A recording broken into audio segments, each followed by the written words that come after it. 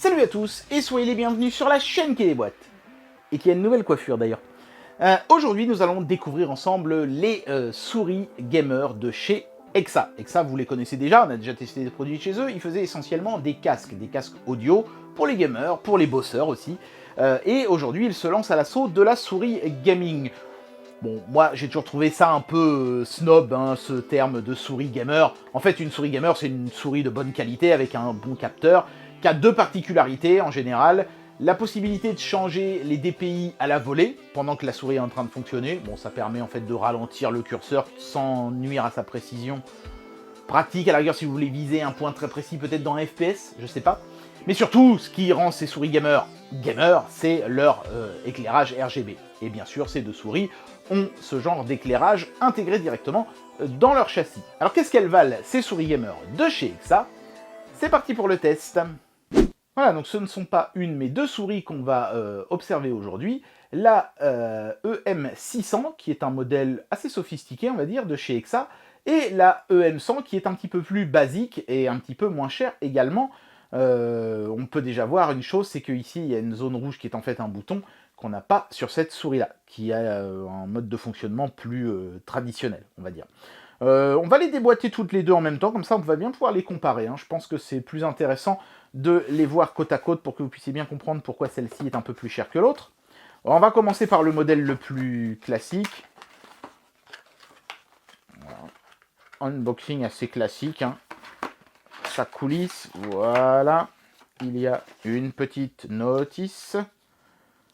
Innovation pour gamers. Ouais, en fait, ils se sont pas trop pris la tête. Est-ce qu'on a du français, japonais? Oui, voilà, fonction des boutons. Ils se sont pas pris la tête, hein, ça indique juste les fonctions des boutons. Et puis si vous voulez en savoir plus ou télécharger le pilote, vous scannez simplement ce QR code. Voilà, c'est le software qui permet, je pense, notamment de reprogrammer les boutons. La souris en elle-même, plutôt d'une bonne taille, et elle a un poids qui est pas vilain non plus.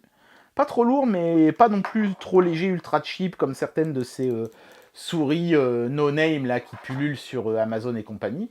C'est propre, en tout cas. C'est pas mal. Alors, évidemment, comme c'est un produit massivement noir, pas facile à filmer. Voilà, je vais mettre ma torche, ça sera peut-être mieux. C'est bien, c'est pas mal. Donc, on a le fameux bouton pour changer le DPI. Ça doit être pour changer, je pense, l'éclairage RGB, justement. La molette, qui est pas mal. Elle est assez souple, mais on sent quand même le crantage. Les boutons précédents suivants de ce côté-là. Ici, il n'y a aucun autre bouton. Voilà, donc on a quand même 1, 2, 3, 4, 5, 6, 7 boutons. C'est déjà pas mal.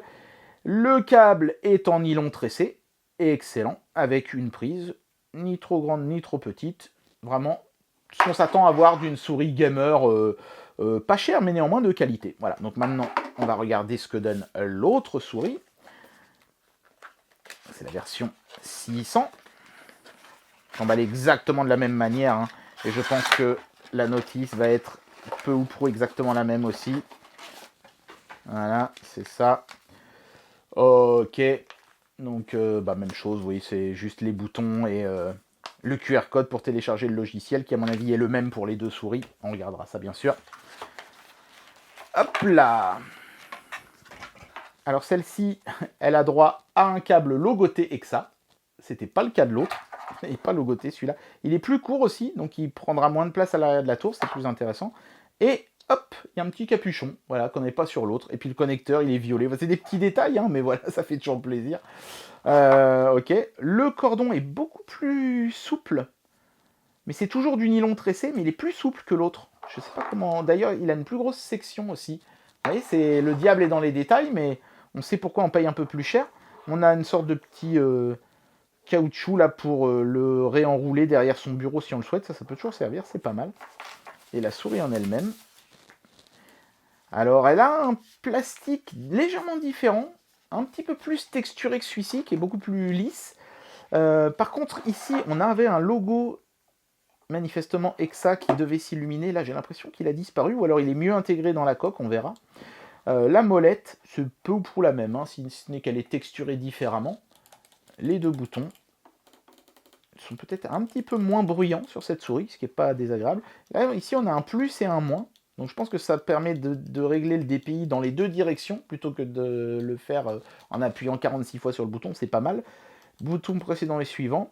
Donc on a peu ou prou le même nombre de boutons que sur l'autre souris, si ce n'est que il y a un bouton ici à l'arrière, j'ai aucune idée de ce à quoi il sert, il y a un bouton en dessous là, et peut-être pour allumer ou éteindre l'éclairage RGB, je ne sais pas. Et on a un bouton rouge ici surtout, qui est cliquable, hein. Et ça, c'est intéressant, je ne sais pas à quoi ça va servir. Ce sera un bouton programmable de plus, hein. Et on le contrôle avec le pouce. On a un gros repousse-pouce. Donc ça, c'est sympa. L'ergonomie est meilleure sur cette souris-là que sur celle-ci, clairement. Mais par contre, celle-ci était ambidextre. C'est-à-dire qu'elle pouvait convenir au droitier comme au gaucher, alors que le modèle un peu plus cher, lui, est exclusivement réservé au droitier. Voilà, donc là, je viens de brancher la souris à un laptop, et on peut voir le fameux éclairage RGB s'activer. Et ma foi, c'est fort joli, hein. L'intégration est bien faite, ça n'a rien à enlever à une souris beaucoup plus chère, hein. C'est vraiment très sympa. Franchement, je suis assez agréablement surpris, même par le fait que le logo suit l'éclairage RGB qui s'affiche de chaque côté, et même la molette de la souris. Donc ça, c'est vraiment super sympa. Après, alors, ce bouton-là change l'éclairage, justement, il y a pas mal d'effets préenregistrés. Mais vous pouvez aussi, si vous voulez, changer ces effets via le logiciel fourni que je vais vous montrer dans un instant. Voilà. Donc là, vous trouverez forcément un éclairage qui vous plaît. Vous pouvez même l'éteindre si aucun d'entre eux ne vous plaît. Et alors, l'autre bouton permet de faire varier le DPI. C'est-à-dire que, vous voyez, ce bouton là où il y a marqué DPI, si je clique dessus, ça va changer la vitesse de mon curseur. Regardez mon curseur qui est ici. Quand je le déplace, vous voyez, à gauche et à droite comme ça, il va à une certaine vitesse. Mais en appuyant sur le bouton DPI, je peux le faire aller beaucoup plus vite. J'appuie encore. J'appuie encore. Là, c'est vraiment hyper rapide. Là, c'est super rapide. Ça va vraiment d'un bord à l'autre de l'écran en une fraction de seconde. Et là, voilà. Là, ça va être beaucoup plus lent. Et ça va se déplacer moins rapidement. Et en fait, en se déplaçant moins rapidement, on gagne en précision. Et ça peut être utile dans un FPS pour viser un adversaire avec plus de précision. Ou même dans un logiciel de retouche photo pour retoucher avec précision un point en particulier de l'image. Maintenant, je vais vous montrer le logiciel de la souris. Donc, comme vous le constatez, c'est juste un point exe d'ailleurs, c'est même pas un truc qui s'installe, donc ça c'est très cool parce que comme ça voilà, on le fout dans un coin de son disque dur, on le lance quand on a envie de changer des trucs sur la souris. On peut reprogrammer chaque touche soit en mode Office, soit en mode Game, voilà, mais sinon ça fait la même chose, hein, a fortiori. Dans Advance, on peut changer la vitesse du curseur, des choses comme ça, mais aussi la couleur à laquelle va correspondre les DPI sur la souris si on le souhaite, hein. Le RGB aura comme ça une utilité autre que purement esthétique. Et on peut même faire en sorte que chaque pré-réglage de DPI change, c'est-à-dire que là ça varie entre 800 et 8000, mais si par exemple je veux que le réglage ici qui est à 3200 soit différent, je peux faire varier la réglette ici et le mettre à 3000 par exemple, ou à 3005.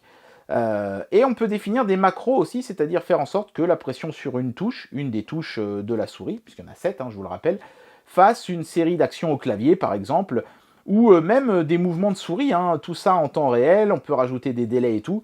C'est pas mal fait, c'est simple, mais c'est efficace. Et tout ça est ensuite injecté en fait dans la mémoire interne de la souris. C'est pour ça que vous n'avez pas besoin d'avoir ce logiciel installé dans l'ordinateur. Un simple exécutable est suffisant. Une fois que vous cliquez sur Apply ici en bas et que vous confirmez ensuite ici, tout est dans la mémoire de la souris. Donc franchement, pour le modèle 100, on a déjà pas mal de possibilités. On va regarder le modèle 600 maintenant. Voilà, je viens de brancher la E600 à la place de la E100. Et déjà, la première chose qu'on peut remarquer, c'est que le RGB est beaucoup plus maîtrisé sur celle-ci, hein. Ça a moins ce côté diffusion un peu à l'arrache dans des trucs qui sont visibles sur la souris. Là, tout est masqué, par exemple. Vous voyez, on a des éclairages de chaque côté de la molette, mais c'est très bien intégré dans le design. Et l'éclairage latéral se fait comme ça sur une large bande qui est au ras du bureau, ce qui donne ce côté illuminé au bureau qui est évidemment ce qu'on recherche en général sur ce genre de produit. C'est vraiment super joli, très très bien fait.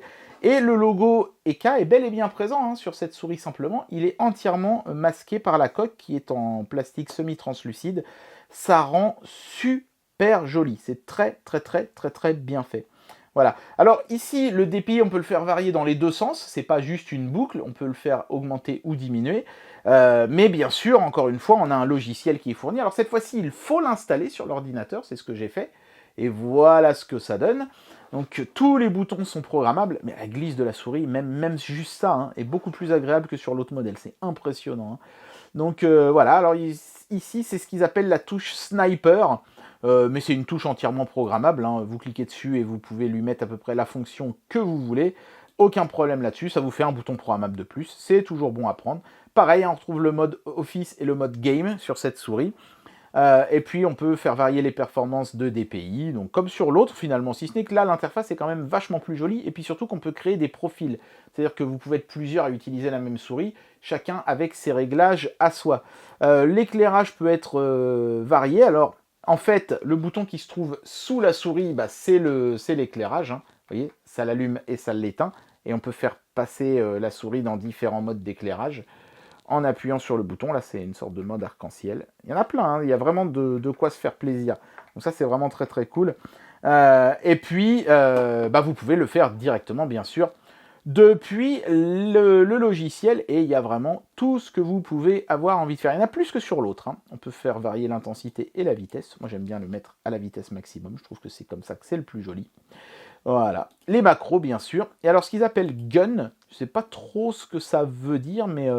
si j'ai bien compris, c'est un mode turbo en fait. Ça permet, au lieu d'avoir à faire un clic pour envoyer, je sais pas, des rafales de mitraillettes, vous faites un clic et ça va en faire 30 avec un intervalle que vous définissez ici. Bon, ouais, pourquoi pas, hein, moi je veux bien. C'est, à mon avis, très gadget, mais sachez que c'est néanmoins possible. Voilà. Donc, est-ce que cette souris est beaucoup mieux que l'autre? Non. Est-ce qu'elle est mieux que l'autre? Oui. Le logiciel est plus agréable et la souris a un look plus sympa. Et puis elle a ce fameux bouton programmable rouge ici, qui est très très cool aussi. Donc ouais, c'est surtout, je trouve, dans les finitions du produit en lui-même que c'est plus joli. La qualité de l'éclairage et de la glisse aussi me semble meilleure. Et puis on peut faire varier le DPI dans les deux sens. Comme ça, si on a fait une fausse manip, on peut revenir plus vite en arrière. Ce qui peut être important, notamment en pleine partie endiablée. Et bien voilà, j'en arrive à la conclusion de cette vidéo et je vais vous donner mon avis sur ces deux produits de chez Exa. Clairement, hein, le but de cette vidéo, c'était pour Exa de faire découvrir l'étendue de sa gamme de souris, puisque celle-ci, c'est leur modèle le moins cher, et celle-ci, leur modèle le plus sophistiqué. Néanmoins, la différence tient vraiment dans un mouchoir de poche, hein, et le diable se situera dans les détails. On a un câble plus agréable, la glisse est plus agréable, la texture de la souris est un peu plus agréable sur le modèle un peu plus cher, le RGB est un petit peu plus flatteur à l'œil, on a une touche programmable supplémentaire, le DPI est un petit peu plus agréable à manipuler. Indéniablement, cette souris-là est mieux que celle-ci, mais celle-ci n'est pas en reste. Hein. Je veux dire, si vous achetez celle-là parce que le budget ne vous permet pas de prendre celle-ci, encore que les deux sont pas chers, hein, vous verrez, vous n'allez pas vous retrouver qu'un mauvais produit. Et en plus de ça, si vous êtes gaucher, il vaut mieux que vous preniez celle-ci qui est ambidex que celle-ci qui est exclusivement réservée aux droitiers. Mais voilà, Exa voulait montrer un petit peu l'étendue de sa gamme de souris. C'est leur premier jet de souris, et franchement, elles sont pas mal. Hein. Par rapport à celle de chez OK, par exemple, je dirais que OK est un tout petit peu mieux, mais ils étaient aussi un tout petit peu plus chers. Donc Exa réussit son pari. Leurs premières souris gamer sont très satisfaisantes. C'est pas évidemment du niveau des souris à 200 balles qu'on trouve chez certains concurrents, hein. Mais franchement, je vais vous dire un truc, ça suffit largement. Et bien voilà, c'était le test de ces deux souris gamer de chez Exa.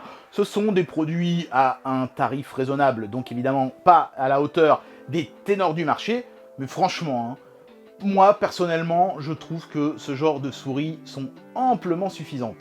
Si vous vous faites tuer dans un FPS, c'est certainement beaucoup plus de votre faute que de celle de la souris. En tout cas, j'espère que cette vidéo vous aura plu, et moi je vous dis à très bientôt pour un prochain test. Allez, tchuss!